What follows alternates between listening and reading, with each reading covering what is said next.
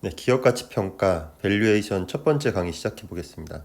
강의는 크게 8개로 구성되어 있고요. 첫 번째 인트로덕션, 그리고 경영환경 분석, 상대가치평가, 그리고 우리가 가장 중요하게 다룰 부분은 DCF고요. DCF는 총 4가지 부문으로 되어 있습니다. 그렇게 해서 처음에는 개념과 공식의 이해, 그래서 운전자본, 연구가치, 왁 등에 대해서 세세하게 한번 배워보고요. 두 번째로는 사례를 통해서 한번 활용해보고, 그렇게 하면서 퀴즈와 Q&A까지 같이 해보겠습니다. 세 번째로는 표준화된 엑셀 시트라고 해서 어느 기업에든 가보면 특히 회계법인 같은 경우에는 복잡한 엑셀 시트를 가지고 있어요. 이런 시트를 하나 가져다가 한번 이해해보는 시간을 갖고요. 네 번째로는 DIY, Do It Yourself, 직접 한번 해보시는 시간을 가져보겠습니다. 제가 천천히 하면서 여러분들한테 설명드릴 거고요. 여기까지 마치고 나면 우리는 대부분 이제 직장인이거나 아니면 다른 분들하고 이런 문서를 통해서 서로 소통을 해야 되기 때문에 예비 기업 가치 평가 그래프라든지 또 시뮬레이션을 어떻게 하는지, 그리고 데이터표까지 활용하게 되면 굉장히 업무 시간을 줄일 수 있습니다. 그래서 이런 방법들에 대해서 배워보도록 하겠습니다. 제가 밸류에이션에 대해서 처음 강의를 시작할 때 꼭 말씀드리는 사항이 하나 있는데요. 정답은 없지만 명백한 오류는 있다는 것입니다. 밸류에이션을 하다 보면 각자 회사마다, 산업마다 또 어떤 특이한 점이 있기 때문에 우리는 이럴 수밖에 없다는 얘기들을 많이 하지만, 그래서 정답은 없다고도 할 수 있어요. 엄밀히 보면 있겠지만, 하지만 명백한 오류는 분명히 있다고 생각합니다. 이런 걸 반드시 피해야 된다고 보고요. 특히 운전자본 부분에 있어서 틀리는 부분이 많으니까 주의하시고요. 그럼 이제 시작에 앞서서 가치란 무엇인지를 알아야 되겠죠. 가치라는 것은 이익이 아닙니다. 이익에 집착을 하다 보면 보통 우리 경영 환경에서는 영업이익이나 당기순이익 위주로 경영 관리를 한다거나 아니면 목표를 설정하는 경우가 많이 있는데, 점점 통장은 비게 되고 결국엔 흑자부도까지 이어지는 경우도 종종 있습니다. 앞으로 남고 뒤로 까진다는 말이 어떤 건지 생각해 본다면 가치를 이익으로 평가해서는 안 된다는 것을 알 수 있고요. 그래서 결국에 가치라는 것은 가치 창출이라는 말하고 이제 떼려야 뗄 수가 없고, 이것은 곧 캐시와 같은 얘기입니다.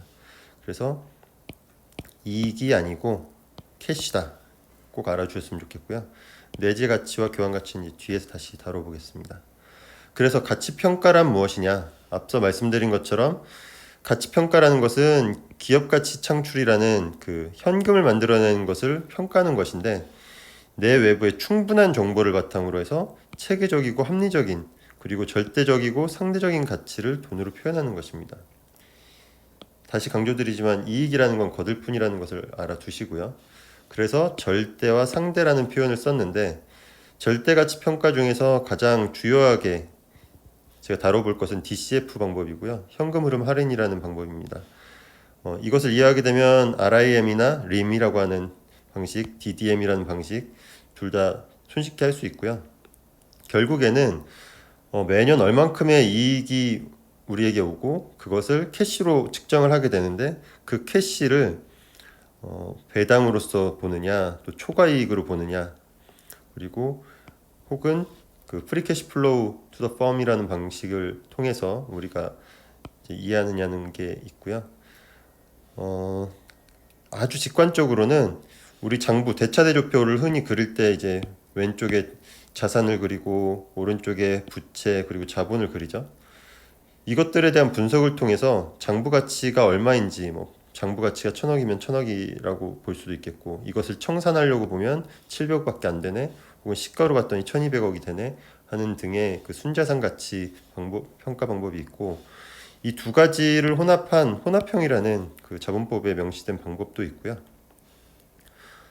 이러한 절대가치 방법과는 다르게 상대가치를 평가해서, 그러니까 우리가 A라는 기업을 평가를 하려고 하는데 이미 B, C 기업에 대해서 당기순이익 대비 그리고 매출액 대비 얼마라는 수치가 있으면 그것을 대입해서 구하는 방식이 있어요. 이런 방식이 흔히 얘기하는 EV, EBITDA, PER 혹은 PER, PSR, PBR 이런 방식들이 있고요. 영어로 쓸 때는 P/E, P/B 등으로 쓰기도 합니다. 우리나라에서는 주로 이제 PER, PSR, PBR 이렇게 많이 쓰고요. 그래서 이렇게 배운 가치평가를 어떻게 어디에 활용하게 되느냐, 여러분들이 쉽게 생각하실 수 있는 게 M&A, 그리고 기업 내에서 경영 관리나 전략 기획을 하시는 분들은 투자 심의에도 활용할 수가 있고요. IPO나 합병 등 뭐 코스피 상장을 한다든지 아니면 상장된 업체 혹은 비상장된 기업을 사서 합병을 한다거나 그 상장을 시킬 때 이제 활용할 수 있고요. 그리고 투자 전략을 수립하거나 그럼 이렇게 했을 땐 어떨까, 저렇게 했을 땐 어떨까, 어떤 게 더 나은 선택일지 대안 비교를 한다든지 할 때도 간략하게 가치 평가를 통해서 우리가 객관적으로 그 의사결정을 할 수 있고요. 또 마지막으로 이런 방법들이 본인의 그런 투자에 대한 포트폴리오 평가라든지 아니면 기업 내에서는 KPI 등에 응용을 해서 내부 성과를 평가하는 데도 쓸 수 있습니다. 그래서 이제 ROIC나 WACC, EVA 등을 좀 알아두시면 나중에 기업의 내부에서 경영 관리 툴로도 쓸 수 있고 본인의 그런 투자 포트폴리오가 잘 가고 있는지도 볼 수 있습니다. 그래서 이런 기업 가치의 프로세스가 어떻게 되느냐? 기업 가치 평가는 우선 기업 선정을 하시고 평가 목적이 어떤 것이냐, 그리고 목표가 무엇이냐, 우리가 이걸 왜 하지를 우선 아시고, 그럼 그에 따른 외부의 경제나 산업 환경 또뭐 동종사들의 정보들을 파악하시고 또 내부의 어떤 전략 그리고 원가는 어떻게 되는지 등등에 대한 정보를 수집하고 분석하게 됩니다. 그에 따라서 어떤 평가 방법을 쓸지 아까 상대 가치와 절대 가치 평가의 여러 가지 방법들을 배워봤는데요. 그런 방법들 중에서 어떤 것이 가장 적절할지 혹은 여러 가지를 보완적으로 쓸 수 있는지를 보시게 되고 그거에 따라서 평가를 실시합니다. 일반적으로 이제 엑셀 시트를 많이 사용하고요. 그걸 또 여러 가지 변수에 의해서 뭐 환율이라든지 아니면 시장 점유율 가정 등등에 대해서 이제 시뮬레이션을 해보고 그것을 어떻게 봐야 할지 해석도 하게 됩니다. 이 모든 과정을 거치게 되면 일반적으로 본인이 이제 오너가 아닌 다음에는 리포팅을 한번 해보게 되고요. 이 리포팅 할 때 중요한 게 그 앞서 말씀드렸었던 어떤 그래프라든지 데이터표 혹은 그래프 등등을 잘 활용하시면 예쁘고도 직관적으로 만들 수 있습니다. 근데 이런 것들에 대해서 조금 고리타분하게 느껴질 수 있지만 평가자의 조건에 대해서 한번 생각해 볼 필요가 있어요. 우선 윤리의식이 생각보다 중요합니다. 이게 본인의 어떤 기본적인 윤리의식과 오너십이 없으면 굉장히 오류나 배임 가능성이 높습니다.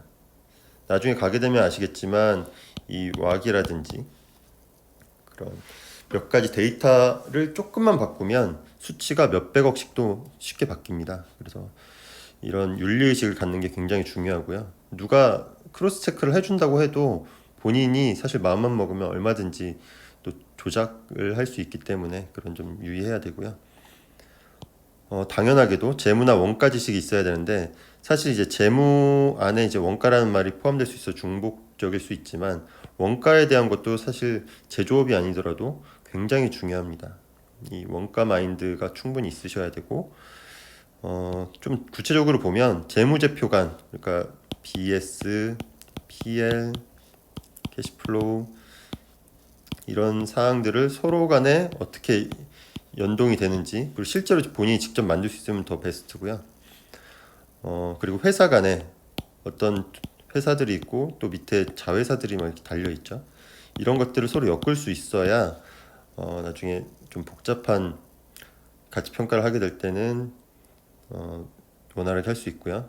그리고 원가에 대한 전문적인 지식이라고 했는데 기본적으로는 이제 공원이익 개념이라든지 아니면 우리가 고정비는 어떻게 되고 간접비는 어떻게 되고 이런 사항들에 대해서 좀 이해를 하고 계셔야지 나중에 제대로 된 가치평가를 하실 수 있습니다. 그렇다고 너무 겁을 내실 건 없고요. 그리고 내외부 정보라고 했는데 여기서 내부라는 것은 기업 내, 내가 평가하려는 그 기업을 얘기하는 거고요. 외부라는 것은 어떤 경제라든지 사회, 뭐 정치, 그리고 뭐 외부 금리가 어떻게 되는지 등등등 이런 세부적인 외부 상황을 알지 못하면 큰 오류에 빠지기도 하고 본인이 어떤 가정을 하는 데 있어서 남들에게 신뢰를 얻기가 어렵습니다. 그래서 내외부 정보를 충분히 아셔야 된다. 그때 많이 쓰이는 게 스왓 분석이라든지 이런 패스트 분석이고요. 오늘은 여기까지 하겠습니다.